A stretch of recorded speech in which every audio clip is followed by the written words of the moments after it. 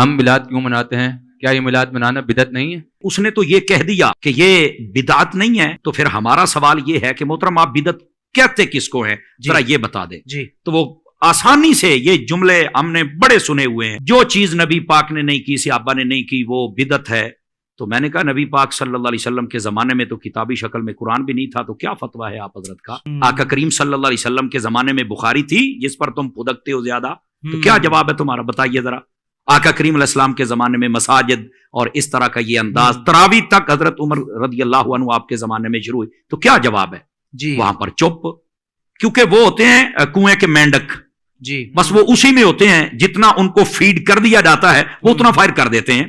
ان کو یہ نہیں پتا کہ میں کلو ہوں، اگلا 1.25 کلو ہے۔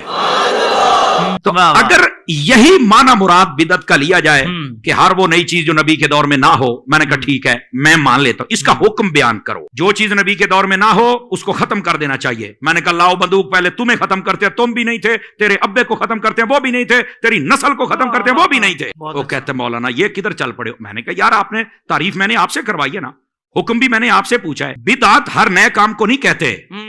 اب اس کی ویسی علماء نے 5 اقسام بیان کی، میں ادھر جا نہیں رہا، میں صرف ایک بات میں سمجھاتا ہوں، اللہ کر کے سمجھ آ جائے۔ بدعت ہر اس کام کو کہتے ہیں جس سے سنت مٹ جائے، اسلام کا حسن ختم ہو جائے، دین کا نقصان ہو جائے، اور ہر وہ کام جس سے اسلام کا حسن بڑھ جائے، سنت کی تقویت ہو جائے اور پیار و محبت بڑھے، وہ کہاں بدعت ہے یار؟ اب قرآن مجید پر زیر زبر لگی ہے تو اس کو اگر دیکھا جائے ایک بدعت تو ہے، نیا کام تو ہے۔ بتائیے اس سے قرآن مٹا ہے یا ہر بندے کے لیے آسانی ہوئی ہے؟ بتائیے کیا ہوا؟ کیا کہنے علامہ صاحب، بہت آسان کر کے سمجھا آسان کر کے ایک لفظ اگر سمجھ آ جائے نا تو یہ سارا مسئلہ ہی سمجھ آ جائے۔ سبحان اللہ۔ ویسے میں ان کی اطلاع کے لیے یہ بتا دوں کہ ایک بدعت واجبہ بھی ہوتی ہے جس کو کرنا ضروری ہے بدعت، کرنا واجب ہے۔ تو آپ کہیں گے مولانا وہ کون سی ہے جو بدعت ہی واجب ہو گئی ہے؟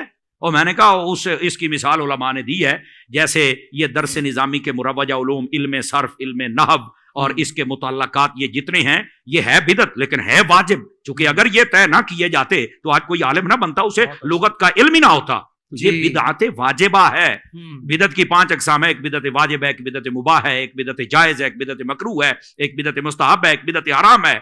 یہ ساری اقسام ہیں، لیکن آسان کر کے جس سے سنت مٹ جائے وہ بدعت سیئہ ہے، اس سے بچنا ہے، وہ ضلالہ ہے، وہ گمراہی ہے، وہ جہنم کا راستہ ہے۔